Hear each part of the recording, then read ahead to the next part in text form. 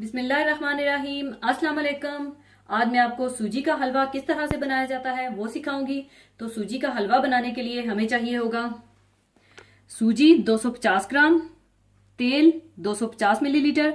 अगर आप घी का इस्तेमाल करना चाहते हैं तो आप घी ले लीजिएगा, चीनी 250 ग्राम और पानी हाफ लीटर, छोटी सब्ज इलायची 6 अदद जिनके दाने निकालकर मैंने पीस कर रखा हुआ है, अरके गुलाब 2 टेबलस्पून और ब्लांच करके कटे हुए बादाम, पिस्ता, किशमिश और खोपरा हस्बे जरूरत। और अगर आप पिस्ते बादाम वगैरह नहीं डालना चाहते तो बिल्कुल सादा हलवा भी बना सकते हैं। और यहाँ पर मैं आपको बताती चलूं कि जब भी आप ये सूजी का हलवा बनाएं तो इसमें हमेशा सूजी, चीनी और तेल बिल्कुल इक्वल डालते हैं और पानी डबल डाला जाता है। यानी अगर आप सूजी, चीनी और तेल आधा आधा किलो ले रहे हैं तो हिसाब रखिएगा कि पानी आपने डबल डालना है। यानी सूजी, चीनी, तेल अगर आधा आधा किलो है तो पानी 1 लीटर डलेगा, या सूजी, चीनी, तेल 1 1 कप ले रहे हैं तो पानी 2 कप डलेगा।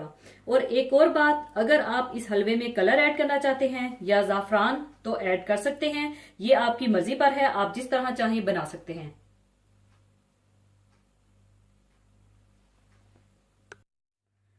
तो सबसे पहले आप तेल गरम कर लें।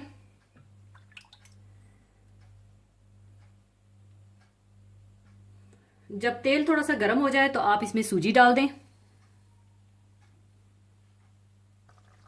और इसमें आप पिसी हुई इलायची भी डाल दें और अच्छी तरह से भून लें।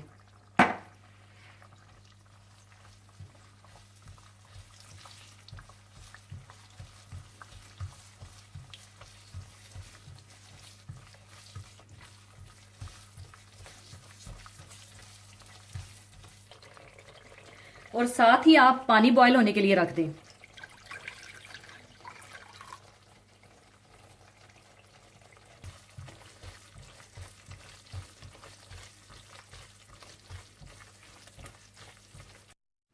और जब सूजी अच्छी तरह से भून जाए और अच्छी सी खुशबू आने लगे तो आप इसमें चीनी डाल दें और अच्छी तरह से मिला लें और साथ ही आप खौलता हुआ पानी भी डाल दें।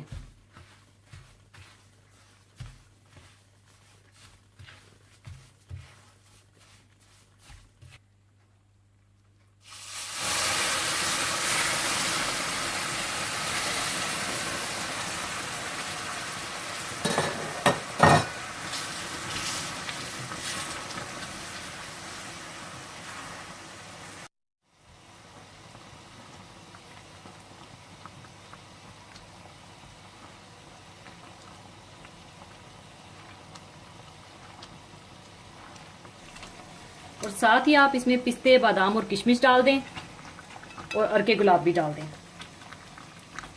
और अच्छी तरह से मिला लें।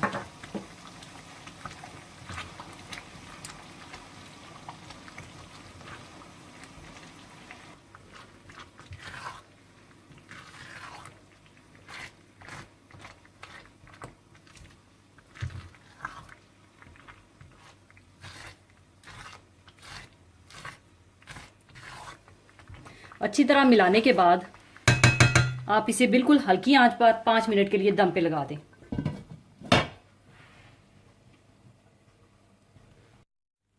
5 मिनट दम देने के बाद हलवा तैयार है।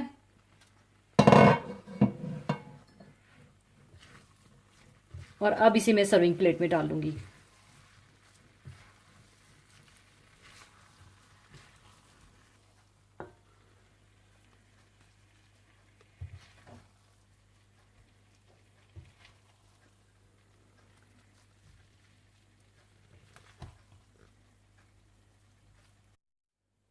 लीजिए, सूजी का हलवा तैयार है।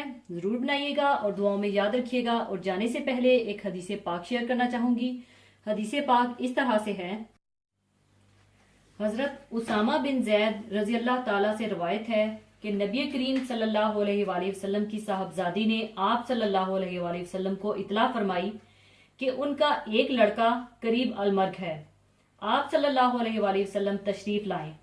आप सल्लल्लाहु अलैहि वसल्लम ने इन्हें सलाम कहलवाया और फरमाया, बेशक अल्लाह ही के लिए है जो उसने ले लिया और जो उसने दिया है वो भी इसी का है और हर चीज के लिए उसके यहाँ वक्त मुकर्रर है। बस सब्र करें और अल्लाह ताला से अजर व सवाब की उम्मीद रखें। यानी अगर किसी रिश्तेदार, अजीज, हमसाया या मुतल्लकीन में से किसी की मौत वाक़या हो जाए तो इस मुसीबत और गम की घड़ी में उसकी ताज़ियत को भूलना नहीं चाहिए और इसमें ताखीर नहीं करनी चाहिए। यानी अहले मैयत के रंजो गम में पूरी पूरी शिरकत जाहिर करना चाहिए, इसलिए कि ये कराबत का भी हक है और दोस्तियों इस्लाम का भी। और जनाजा के साथ मरने वाले के आखिरी आरामगाह और आखिरत की पहली मंजिल यानी कब्र तक जाने की भी कोशिश करनी चाहिए, इसलिए कि ये अजर सवाब का जरिया भी है और इससे बड़ी नसीहत और इबरत का सामान भी है और इंसान को इसके अंजाम का ध्यान रहेगा। और इरशादे बारी ताला है, इसी जमीन से हमने तुमको पैदा किया और इसी में तुम्हें लौटाएंगे और इसी से दूसरी दफा निकालेंगे। यानी हम जिन दिनों को गुजारते हैं इन पर खुश होते रहते हैं, हालांकि हर गुजरने वाला दिन हमको मौत से करीब कर देता है। दुनिया में हमारा हाल कश्ती के सवार की तरह है। हम समझते हैं कि हम दुनिया में ठहरे हैं, हालांकि जमाना हमको लेकर चलता रहता है। सबर की तलकीन करना और मैयत के अफरादे खाना को तसल्ली दिलाना और ऐसी बातें कहना जिनसे उनकी मुसीबत में कमी का एहसास हो और शिद्दत गम में कमी वाक़या हो जाए, शरअन ताज़ियत कहलाता है। इसके लिए कोई खास लफ्ज मुकर्रर नहीं है। ऐसे मौका पर इसी मुनासबत से बाज़ कुरानी आयात को पढ़ा जाए और इन अहादीसे मुबारका का तज़किरा किया जाए जो इसके लिए मुअस्सर साबित हों। जैसे, और आप ऐसे साबरीन को बशारत सुना दीजिए कि जब उन पर कोई मुसीबत पड़ती है तो वो कहते हैं कि हम तो अल्लाह ही की मिल्क हैं और हम सब अल्लाह ही के पास जाने वाले हैं। उन लोगों पर खास रहमतें भी उनके परवरदिगार की तरफ से होंगी और आम रहमत भी होगी और यही लोग हैं जिनकी रसाई होगी, यानी हदायत याफ्ता होंगे। इसी तरह अहले मैयत को ये आयत भी सुनाए, हर जान को मौत का जायका चखना है और तुमको पूरा बदला क़यामत ही के रोज मिलेगा।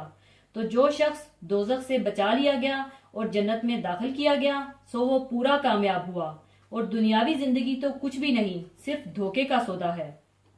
और ये भी कहे, जितने रुए जमीन पर मौजूद हैं सब फना हो जाएंगे और आपके परवरदिगार की जात जो कि अजमत और एहसान वाली है बाकी रहेगी। ताजियत में इतना कह देना भी काफी है कि अल्लाह तुझे अजर अजीम दे और सबर की तौफीक से नवाजे और मैयत की मगफिरत फरमाए। एक रवायत में आता है कि रसूलुल्लाह सल्लल्लाहु अलैहि वसल्लम ने इरशाद फरमाया कि जिस साहिब ईमान पर कोई मुसीबत आए और कोई चीज फोत हो जाए और वो उस वक्त अल्लाह ताला से वो अर्ज करे जो अर्ज करने का हुक्म है, यानी इन्ना लिल्लाहि व इन्ना अलैहि राजिऊन, अल्लाहुम्मा अजिरनी फी मुसीबती वखलुफ ली खैरन मिनहा। हम अल्लाह ही के हैं और अल्लाह ही की तरफ हम सब लौट कर जाने वाले हैं। ए अल्लाह, मुझे मेरी इस मुसीबत में अजर अता फरमा और जो चीज मुझसे ले ली गई है इसके बजाय उससे बेहतर अता फरमा। आमीन। तो अल्लाह ताला उस चीज के बजाय इससे बेहतर जरूर अता फरमाएगा। आमीन। इसी के साथ मैं आपसे इजाजत चाहूंगी। अपना बहुत ख्याल रखिएगा, दुआओं में याद रखिएगा। अल्लाह हाफिज।